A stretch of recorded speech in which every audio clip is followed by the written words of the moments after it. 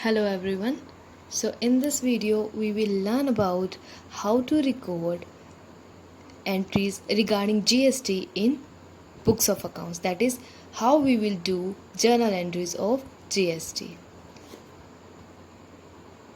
Before we start learning some journal entries, let's understand some important concepts which we have already discussed. Okay, as you know कि हमने दो GST पढ़ी है अब तक, input GST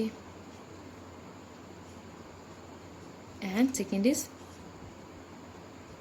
output GST, right. तो input GST कब होती थी? जब परचेज ऑफ गुड्स की जाती है। आउटपुट जीएसटी कब होती है? जब सेल ऑफ गुड्स की जाती है। देखो, जब आपने गुड्स परचेज किए तब आपने जीएसटी पे की, दैट इज जीएसटी पेड को हम हमारी अकाउंटिंग टर्म में कहते हैं input GST. It means journal में आप कौन सा वर्ड यूज करेंगे? इनपुट जीएसटी वर्ड यूज करेंगे, ठीक है। अब इनपुट जीएसटी आपके बिजनेस के लिए एक्सपेंस नहीं होता है, ये बात ध्यान रखनी है। हाउएवर जब आपने गुड्स परचेज किए तब आपने जीएसटी पे की, आपने पेमेंट की, बट इस जीएसटी को एक्सपेंस कंसीडर नहीं किया जाता है। Even this is considered your asset. क्यों? क्योंकि एक बार तो आप जीएसटी पे कर चुके हो। जब आप इन गुड्स को सेल करोगे, तब आपको जीएसटी रिसीव हो जाएगी, फिर ये आपकी एसेट खत्म हो जाएगी, यानी कि आप इनपुट को आउटपुट के अगेंस्ट एडजस्ट कर पाओ। ये कंसेप्ट क्या है एडजस्टमेंट का, ये हम आज की वीडियो में जब एंड करेंगे, एंड तक आते आते आप ये समझ जाओगे। तो फिलहाल ये देखो, इनपुट जीएसटी जब गुड्स परचेज की जाती है, आउटपुट जीएसटी जब गुड्स सेल की जाती है। इनपुट जीएसटी को एसेट कंसीडर किया जाता है, वहीं आउटपुट जीएसटी को लायबिलिटी कंसीडर किया जाता है। एंड सेकेंड पॉइंट जो आपको ध्यान रखना है वो ये कि ट्रांजैक्शन दो तरह से हो सकती है, इंट्रा स्टेट और inter state. Intra state means within one state, ठीक है। जब एक ही स्टेट के अंदर transaction, like Haryana to Haryana, Fatehabad to Tohana, Hisar to Tohana, तो जो ये ट्रांजैक्शन है दीज आर इंट्रा स्टेट, एक ही स्टेट के अंदर हो। Inter state means between two states, ठीक है।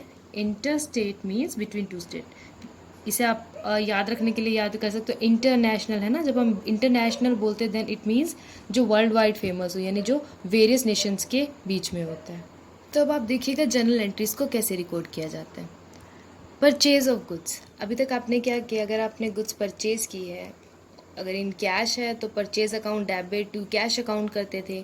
अगर आपने क्रेडिट पर परचेज किया है तो परचेज अकाउंट डेबिट टू उस पर्सन का नाम आ जाता था, और अगर उस पर्सन का नाम मेंशन नहीं है बट आपने क्रेडिट पर परचेज किया then you will use the word creditor, right, sundry creditor. तो आज हम क्या करेंगे कि अब जीएसटी इन्वॉल्व हो जाएगा, because we are learning the transaction regarding intra state. तो जब आप इंट्रा स्टेट की बात करते हो तब आपके दो जीएसटी लगेंगे। First is CGST and SGST, ये हमने पढ़ा था लास्ट लेक्चर में। CGST means central goods and services tax, SGST means state goods and services tax. जब आप इंट्रा स्टेट ट्रांजेक्शन करते हो, यानी between one with in one state करते हो, जैसे कि टोहाना टू हिसार और हिसार टू फतेहाबाद, तो जब आप एक स्टेट के अंदर ट्रांजेक्शन करते हो तब आप 2 जीएसटी चार्ज करेंगे, 2 जीएसटी पे या 2 जीएसटी रिसीव करेंगे, that is central and state level. And 2 में बैंक और क्रेडिटर सेम आ जाएगा। अब सपोज करो 10,000 के गुड्स थे और उस पर 12% जीएसटी थी, तो 10,000 के गुड्स थे तो परचेज अकाउंट में तो आ जाएंगे 10,000, राइट। फिर बिकॉज यहाँ सीजीएसटी और एसजीएसटी है, टोटल जीएसटी 12% थी, तो वो दोनों में इक्वली डिवाइड होगी। कैसे डिवाइड होगी? Equally, 6% CGST, 6% SGST. तो 10,000 का 6% हुआ, कितना हो गया? 600। तो 600 सीजीएसटी, 600 एसजीएसटी। ऊपर 10,000 देन 600, 600 दैट इज 1200, 10,000 प्लस 1200 11,200 वो आ जाएगा टू बैंक या creditor what ever the case is. Next entries वो सेल ऑफ गुड्स। आपको पता है जब गुड्स सेल किए जाते हैं तो टू सेल्स अकाउंट आता है एंड वी नो कि सेल के वक्त आउटपुट जीएसटी का यूज़ किया जाता है और परचेज के वक्त इनपुट जीएसटी का यूज़ किया जाता है। तो सेल ऑफ गुड्स में bank account debit to sales to output CGST into output SGST. अच्छा आप यहाँ देखिए, आपको बताया था ना कि आउटपुट जो सीजीएसटी एसजीएसटी है ये एक लाइबिलिटी होती है and you must remember the rule of debit and credit कि आपकी जो आउटपुट जो लाइबिलिटी होती है, जब बिजनेस में लाइबिलिटी बढ़ती है तब उसे क्रेडिट कर दिया जाता है। So that is Y output CGST and SGST को क्रेडिट किया जाता है एंड इनपुट को एसेट कंसीडर किया जाता है और जब बिजनेस में एसेट बढ़ती है तो उसे डेबिट कर दिया जाता है। तो it is following the rule of journal as well because we are doing journal so it's obvious. Next is purchase return. हमने कल कुछ रूल्स में पढ़ा था, जब परचेज रिटर्न सेल्स रिटर्न जब होती है तो जो आपकी इनपुट जीएसटी आउटपुट जीएसटी होती है ना, इनका इफेक्ट रिवर्स हो जाता है। देखो जब आपने गुड्स ही रिटर्न कर दिए, इसका सिंपल सा रीज़न है, जब गुड्स ही रिटर्न कर दिए तो जीएसटी किस चीज़ की हुई है ना, आपने कोई इनपुट सीजीएसटी इनपुट एसजीएसटी हुई नहीं, साथ ही साथ जीएसटी भी क्या हो जाती है, रिटर्न हो जाती है। सो दैट इज़ वाई जब परचेज रिटर्न की जाती है, जैसे परचेज के वक्त इनपुट सीजीएसटी इनपुट एसजीएसटी लगता है, तो इसी तरीके से परचेज रिटर्न में भी input CGST and input SGST लगेगा। बट बिकॉज ये अब आपकी एसेट नहीं रही है, ये आपने गुड्स रिटर्न कर दिए तो सीजीएसटी एंड एसजीएसटी भी रिटर्न हो जाएंगे। दैट इज़ वाई अब इनपुट जो है वो आपका क्रेडिट हो जाएगा। You can take the reason कि एसेट रिड्यूस हो रही है बिजनेस में। क्रेडिटर्स अकाउंट डेबिट, क्योंकि वो आपके क्रेडिटर नहीं रहे, क्रेडिटर भी लाइबिलिटी है, वो आपकी कम हो गई, वो नहीं रहे। जब आप गुड्स ही रिटर्न कराए तो क्रेडिटर किस नाम के, है ना तो ये रिटर्न हो जाता है। सेल्स रिटर्न में सेम थिंग ये है, बस फ़र्क क्या आ जाएगा कि output CGST and output SGST जो है आएगा, और वैसे आउटपुट का नेचर होता है लाइबिलिटी का, सो दैट इज़ वाई वो क्रेडिट होता है। बट बिकॉज यहाँ सेल्स रिटर्न हुई है, यानी कि गुड्स हमें रिटर्न करके चले गए, तो हमने भी जीएसटी को रिवर्स कर लिया, तो लाइबिलिटी कैसे, हमने तो रिसीव की नहीं, हमने तो रिटर्न कर दिया। ठीक है, तो इस तरीके से सिंपल सी ही एंट्रीज होगी। ध्यान क्या रखना है, इंट्रा स्टेट है तो सीजीएसटी एसजीएसटी दोनों लगेगी। जब परचेज करते हो तो इनपुट, सेल करते हो तो आउटपुट, परचेज रिटर्न में रिवर्स एंड सेल्स रिटर्न में भी रिवर्स हो जाता है। एंड जितनी भी रेट होगी, अगर कंप्लीट रेट गिवन है तो वो सीजीएसटी एंड एसजीएसटी में इक्वली डिवाइड हो जाती है। ठीक है, next entry is about purchase of fix asset. When you purchase something then you have to pay GST and payment को हम इनपुट से डिनोट करते हैं ना journal entry. So when you purchase a fix asset, तो fix asset आ रही है बिजनेस में, डेबिट होगी डेफिनेटली। एसेट के साथ ही आपने इनपुट जो है जीएसटी पे किया है, input CGST and input SGST debit हो जाएगा, इक्वली डिवाइड हो जाएगा टू बैंक अकाउंट। अगर बैंक से अगर आपने पैसा देकर खरीदा है, अगर आपने क्रेडिटर से खरीदा है, टू वेंडर आ जाएगा। ठीक है, फॉर एक्सपेंसेस आप यूजुअली जो है कुछ एक्सपेंसेस है जिन पर सीजीएसटी एसजीएसटी नहीं लगता, जैसे कि ये भी हमने कल पढ़ा था। इनमें आ जाते हैं कौन कौन से नाम, सैलरी, वेजेस, ट्रैवलिंग, इंटरेस्ट, ये ऐसी चीज़ें हैं जिन पर सीजीएसटी एसजीएसटी जीएसटी ही चार्ज नहीं होते, जीएसटी के अंडर कवर नहीं किए गए हैं। Expenses account debit, obviously we know कि कोई भी एक्सपेंस है तो वो डेबिट हो जाएगा। लाइक रेंट है, लेट्स से रेंट है तो रेंट अकाउंट डेबिट हो जाएगा।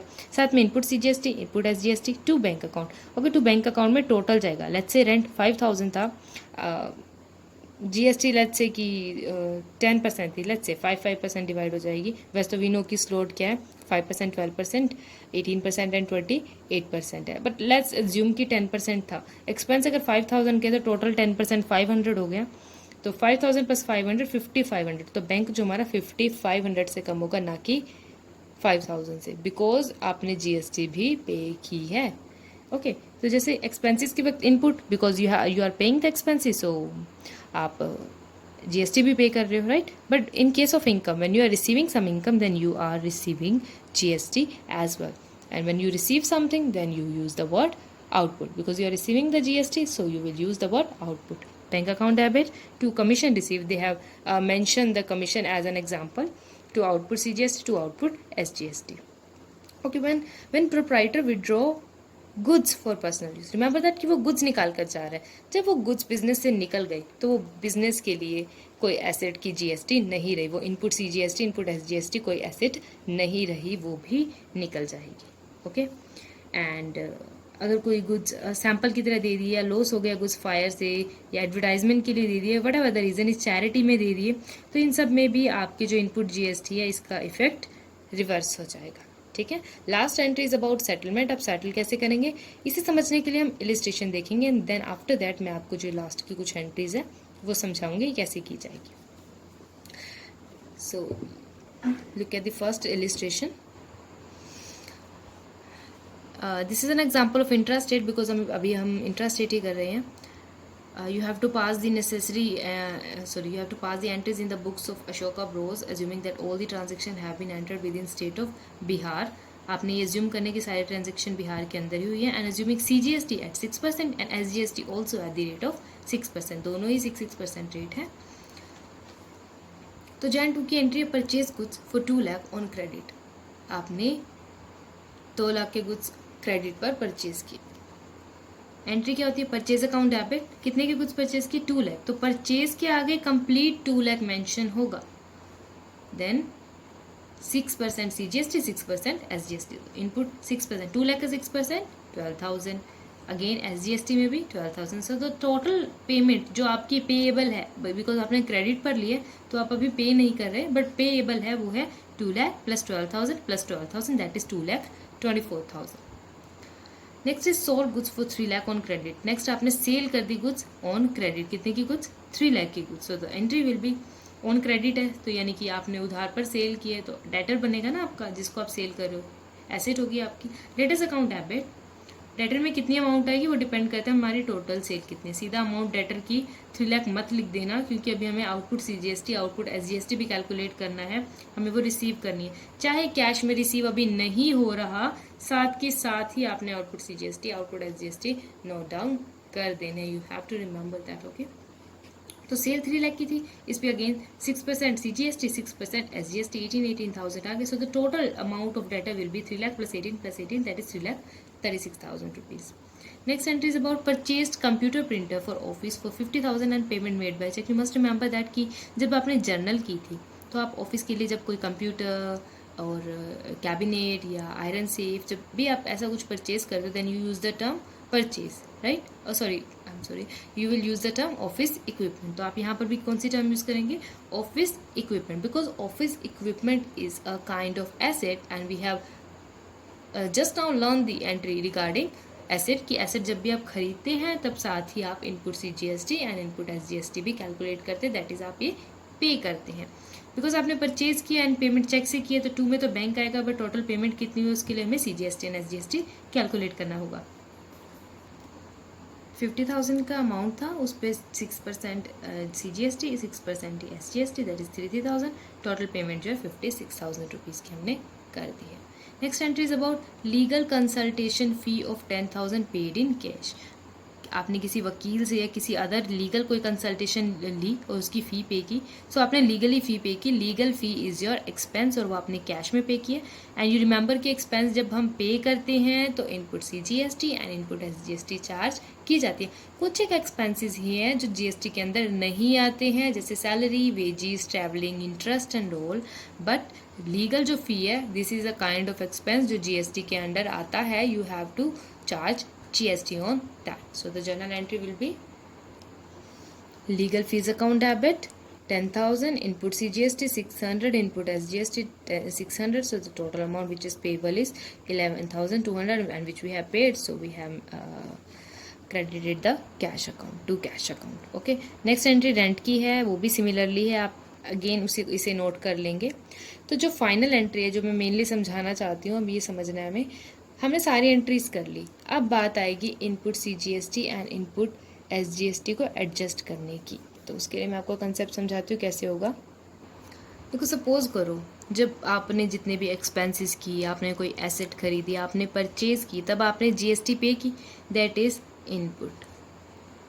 सपोज करो आपकी इनपुट GST 10,000 रुपीज़ हुई, ठीक है, और आपकी आउटपुट GST दैट इज़ आपने सेल की, आपको इनकम हुई, ठीक है, तो ये जो आपकी आउटपुट GST ये हुई रुपीज़ 12,000 रुपीज़। अब देखो 10,000 रुपीज़ ये तो आपने पे किए है ना, इनपुट मतलब पे किए, ये आपने कलेक्ट किए। तो गवर्नमेंट आपसे मांगेगी कि जो आपने 12,000 कलेक्ट किया मुझे दो। आप कहोगे मैं 12,000 आपको क्यों दूँ, 10,000 तो मैं ऑलरेडी पे कर चुका हूँ। तो बैलेंस कितने का बचता है, 2,000 रुपीज़। तो गवर्नमेंट को जो ये हमारा बिजनेस है वो कहेगा कि हम आपको सिर्फ 2,000 रुपीज़ पे करेंगे, ठीक है ना। तो करेक्ट है, गवर्नमेंट एग्री करेगी, ऑब्वियसली इट्स करेक्ट, यही रूल है। तो ऐसे में क्या होता है, यू नो कि इनपुट जीएसटी है, इसका नेचर क्या होता है, डेबिट का होता है, बट बिकॉज ये खत्म हो रही है हम इसे सेट कर रहे हैं किसके अगेंस्ट, आउटपुट के अगेंस्ट। तो ये अपोजिट हो जाते हैं, जब हम किसी चीज़ को खत्म कर रहे हैं, हमारी एसेट तो रही नहीं, क्यों नहीं रही, क्योंकि हमने इसे लाइबिलिटी के अगेंस्ट एडजस्ट कर दिया। जो हमारी लाइबिलिटी थी वो हमारी लाइबिलिटी भी नहीं रही, आउटपुट जीएसटी है, ये भी आउटपुट नहीं रही। क्यों नहीं रही, क्योंकि अब ये अमाउंट जो है खत्म करें, हम कितनी खत्म करेंगे, हम कंप्लीट 12,000 खत्म करेंगे, बट जो हमारी इनपुट जीएसटी है वो तो सिर्फ 10,000 है। तो 2,000 कहाँ से लाएंगे हम, 2,000 हम बैंक से पेमेंट कर देंगे गवर्नमेंट को। That's how we do settlement of account, that's how we write off the transaction. अब एक बात और, यहाँ तो कंप्लीट जीएसटी लिखे, अगर सीजीएसटी है तो उसे सीजीएसटी के अगेंस्ट एडजस्ट करोगे, अगर एसजीएसटी है तो उसे एसजीएसटी के अगेंस्ट एडजस्ट करोगे। For that you have to calculate कि आपकी टोटल इनपुट जीएसटी कितनी थी, इनपुट आउट एसजीएसटी कितनी थी, आउटपुट सीजीएसटी कितनी थी, आउटपुट एसजीएसटी कितनी थी। Only after that you can find the difference, that difference, ठीक है, then you will do the transaction. Let me show you. Also don't forget to working note, okay, आपको working note में सब ये mention करना है। तो हमने टोटल इनपुट सीजीएसटी कर ली, जो हमने 12,000 थी परचेज की थी, देन प्लस 3,000 प्लस 600 दिस वाली कंसल्टेशन फी प्लस 1,200, ठीक है। ये 3,000 कौन से थे, हमने ऑफिस इक्विपमेंट खरीदे थे, आई थिंक ये वो थे। तो हमने सीजीएसटी को कैलकुलेट कर लिया 16,800। सिमिलरली हमने इनपुट एसजीएसटी को कलेक्ट कर लिया, ऑब्वियसली वो भी सेम ही आएगा, क्योंकि सीजीएसटी एसजीएसटी हमेशा इक्वल ही होते हैं, कभी अलग आएंगे नहीं। क्यों नहीं आएंगे, क्योंकि ये इक्वली बांटे जाते हैं ना। 6% अगर सीजीएसटी दे रहे हैं तो 6% ही एसजीएसटी दे रहे हैं, तो ये अमाउंट तो हमेशा सेम ही आएंगी। बट हम इन्हें अलग अलग इसलिए कैलकुलेट करते हैं क्योंकि इनपुट सीजीएसटी को हम आउटपुट सीजीएसटी के साथ खत्म करते हैं और इनपुट एसजीएसटी को हम आउटपुट एसजीएसटी से राइट ऑफ करते हैं। दैट इज वाई हम इनको अलग अलग कैलकुलेट करते हैं। अब टोटल आउटपुट सीजीएसटी कितना हो गया, 18,000, और एसजीएसटी कितना हो गया, 18। देखो पे तो हमने 16,800 किया, कलेक्ट हमने 18,000 किया, तो गवर्नमेंट तो 1,200 रुपीज़ की डिमांड करेगी, सेंट्रल गवर्नमेंट भी 1,200 रुपीज़ की डिमांड करेगी और स्टेट गवर्नमेंट भी 1,200 रुपीज़ की डिमांड करेगी। तो ये 1,200 और 1,200 टोटल कितना हो गया, 2,400, ये हमें गवर्नमेंट को पे करना पड़ेगा। तो देखो ये एंट्री कैसे हुई है, आउटपुट सीजीएसटी, क्योंकि अभी हमारी लाइबिलिटी नहीं रही। लाइबिलिटी क्यों नहीं रही, क्योंकि हमने इसे एसेट के अगेंस्ट राइट ऑफ कर दिया। तो आउटपुट सीजीएसटी 18,000, आउटपुट एसजीएसटी भी 18,000 टू इनपुट सीजीएसटी। अभी हमारी एसेट भी नहीं रही, ये हमने खत्म कर दी। गवर्नमेंट ने हमसे पैसे की डिमांड की थी, हमने वो डिमांड खत्म कर दी, कहा कि जो हमारी एसेट थी जो हमने ऑलरेडी पे की है वो राइट ऑफ हो गई, खत्म हो गई, दैट इज 16,800। देन 2,400 जो पेमेंट थी वो हमने बैंक के थ्रू कर दी। So for a homework, you have to do first practical question. Hope you understand. If you have any confusion, feel free to contact me. Thank you.